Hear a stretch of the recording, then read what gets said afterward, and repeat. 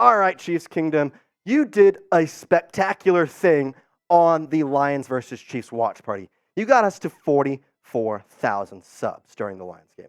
Well, you did even better because you got us closer to 45,000. And now today, we are only 70 people away from 45,000. And so if you want the latest on your Chiefs, then hit that subscribe button, join the Chiefs Report Kingdom, and be able to get all your news and rumors in one place.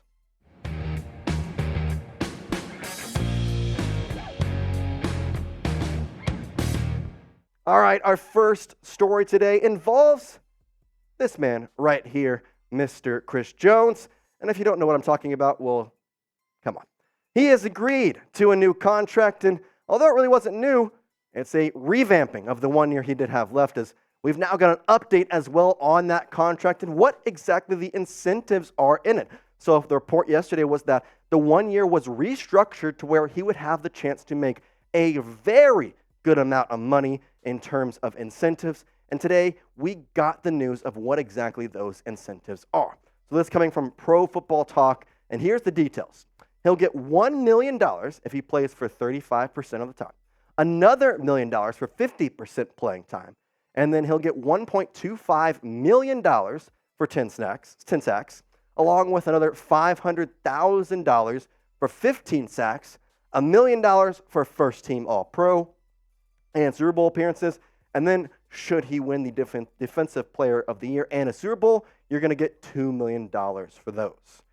I think it's pretty good because now Jones, he's got to earn his way to make the money. Let's break it down a little bit further, as Jones, again, was fined $2 million for missing training camp, along with a $1.1 million game check that he missed out on this past Thursday because of him missing that game. And now his maximum value of his new contract, which was 19.5, is now 25.17 million. And so Jones is going to have to earn that money back. That's what he's going to have to do, have to go in, basically play the way that he knows he can, and he's betting on himself. I like it. I mean, he's one of those guys where I'm going to go out and I'm going to go prove myself. I appreciate that from him, and I'm happy he's back in a Chiefs uniform. And for his sake, you put up the numbers he put in last year, well, it's not going to be that hard to get to all those incentives and possibly a little extra to gain back the money you lost. Now, I'm super excited to welcome in a brand new sponsor to the Chiefs Report, and that sponsor is GameTime. Now, with GameTime, buying tickets is stress-free, unlike other apps. With killer deals on last-minute tickets and their best price guarantee, you can stop stressing over tickets and start getting excited for the fun you're going to have. GameTime is the fast and easy way to buy tickets for all the sports, music, comedy, and theater in your area. Some of the best things about GameTime, well, there's flash deals and last-minute tickets, and it's easy to find and buy tickets for every kind of event in your area. Now, I'm the new guy here at Chat Sports, and I'm really trying to explore the area. And I want to go watch some sporting events, and with the MLB season winding down, I'm trying to find tickets to go watch a couple games. Well, with GameTime, it made that process super, super simple. Just 2 clicks, and I had my tickets. Didn't have to go through my email. It was right there on the app. And I even got a 360 view of my seat where I was going to be sitting just that day. Now, we have a special deal for Chiefs Report watchers, as if you use the code CHIEFSCHAT at checkout, you're going to be able to get $20 off your first purchase with GameTime. That's $20 off. Snag the tickets without the stress with GameTime. Download the GameTime app, create an account, and use code CHIEFSCHAT for $20 off your first purchase. Terms apply. Again, create an account and redeem code CHIEFSCHAT for $20 off. Download GameTime today for last-minute tickets, the lowest price guaranteed. Further into this contract. Now, for Jones to make his $3.1 million that he lost, it's going to be 50% playing time and 10 sacks. That's the easiest route for Jones to make that money that he lost, both in fines and missing out on that game check, to basically re-up what he lost. Now, here's the good news for the Chiefs. Pete Sweeney tweeted this out today. clearing something up here regarding the new Chris Jones contract with all the Chiefs.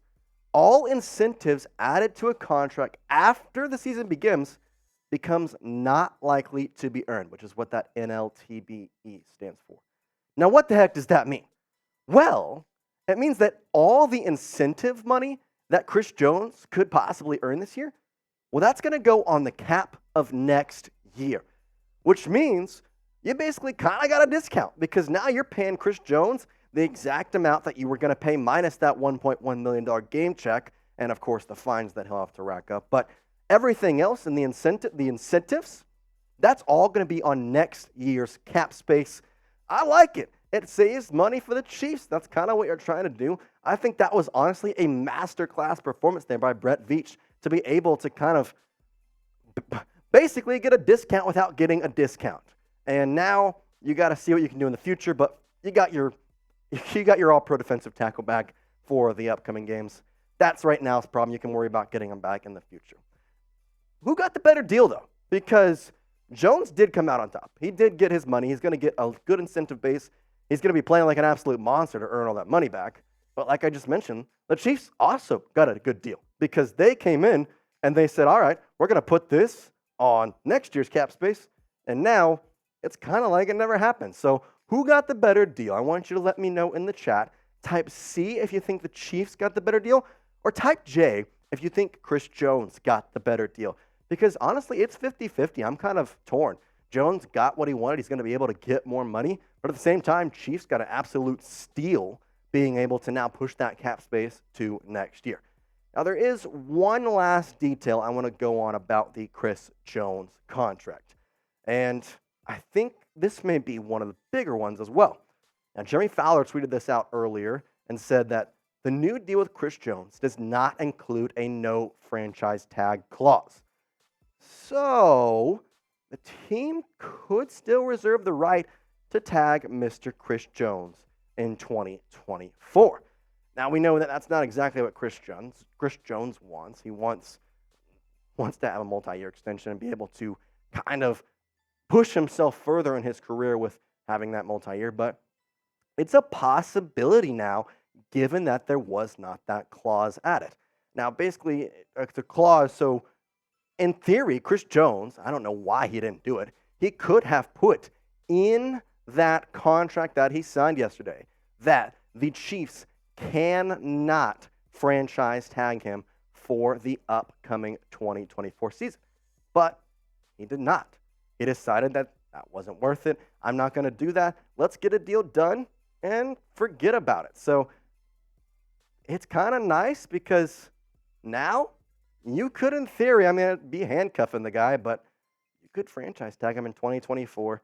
Again, he's technically a free agent, though, as well. So there's a lot to dive in with that, but I'm just excited that big number 95 is back in the Chiefs uniform and will be on the field, in all reality, hopefully on Sunday against the Jaguars. All right, we've talked Chris Jones. Let's talk about the second guy that was missing from that Thursday night matchup against the Lions, and that's Travis Kelce.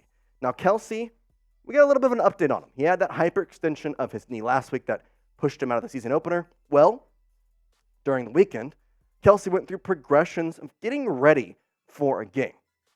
And let's kind of go through the timeline to maybe describe that a little more. So it was September 5th, last Tuesday, where Kelce hyperextended that knee. Now, the day after, the injury was changed to a bone bruise, which I've asked around. I'm not a doctor, and I don't really know anybody in the Chat Sports office that's a doctor, but that was changed to a bone bruise, which kind of makes no sense considering hyperextending bone bruise. I'm not a doctor. I'm not trying to be a doctor. That's what it was changed to. And then the day of the game, he was ruled out for the season opener. And then yesterday, Kelce ran for the first time since his injury, and it was no reports that it went wrong. No reports that generally went right, but nothing was wrong with that. The good news is we had a next man up mentality because Noah Gray came in, and I got to be honest, he performed, I'm not going to say amazing, but definitely sufficeable. 3 receptions for 31 yards, including that one long catch where I'm going to say it, he looked like Travis Kelce in that catch. Now, did he have the size or stature of Travis Kelce? Not a chance. But that was a Travis Kelce-like catch. Caught it, kind of went around to the outside, broke some tackles, that hard-nosed running. I liked what he had. So If they want to be safe with Kelce, Noah Gray's not a bad option, along with Blake Bell also getting a touchdown. But Kelce would be a huge boost to the receiving core. And I've talked a lot about the receivers and what kind of went down on that fateful Thursday night just a couple of nights ago. It wasn't good for the receivers. I'll just put it that way. I still cannot believe this is real. Every time I look at the stats, it just blows me away because Sky Moore dropping one ball and running the second most routes, might I add, as the second most routes of any Chief, and yet only getting 3 targets and dropping one of them. Kadarius Toney, well, I don't even want to get started on that. Marquez Valdes-Scantling did fine. He had a good catch. He only had 2 targets, though, so I want to see if they can have a better game. But it's no shock that Travis Kelce would add a receiving type that is unlike any other. Last year, a 1,000-yard receiver as the tight end. His average speaks for itself along with his touchdowns. He's a guy that's like a safety shield for Mahomes. He's a safety guy where if Mahomes is kind of collapsing, if that pocket is collapsing around Mahomes, he can be able to just dump it off to Kelce. It's kind of that old adage of, well, Tyreek's down there somewhere. Well, in this case, Travis is right there. Let's just throw it to him. If he catches it, he's going to catch it. And if I throw it to him, odds are he's at least going to get it out of the defender's hands. Now, the hope for Sunday is that if Kelce will be able to play, they're going to play. But, and I think this is smart, the Chiefs are being really, really cautious with Kelce because they originally thought that this was a season-ending injury. That's what their initial thought was. Thank goodness it's not.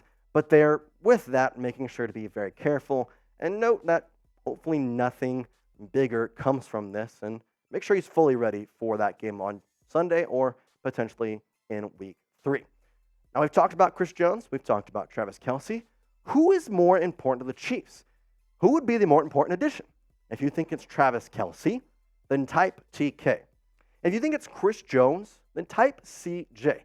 Now, if you want to go the extra mile, you can type those and then let me know why you think that. Because I think it's Travis Kelce. Not that Chris Jones isn't a huge addition, but Travis Kelce adds something that wasn't really there in the Thursday night game, whereas the defense overall pretty solid. And so I'm going TK, but let me know in the comments below and let me know why. Type TK for Travis Kelce if you think he's more important, or if you think it's Chris Jones, type CJ. Now, this is the best report of the day. I got to be honest. This is the most fun report of the day, might I add. And this is another reason why I'm going TK. Because there are reports that Travis Kelce is actually linking up, whatever you want to call that, with Taylor Swift. Now, this was 2 months after Travis Kelce tried to give Taylor Swift his number at her concert in Kansas City. And now, there's a source saying that the duo's been seen linking up quietly. Now, I think we're all asking the same question. Are Taylor Swift and Travis Kelce dating? Are they? I think they are. I think it's a Y for yes. There's a couple ways to describe dating. You can be on dating, you're not in a relationship yet. There's a lot of ways, but if they've been linking up, I'm saying that's dating. So let me know what you think, though. Type Y for yes if you think Travis Kelce is dating Taylor Swift. Type in for no. I'm hoping it's a yes because I think Travis Kelce would definitely get a boost from dating a mega superstar, especially Taylor Swift.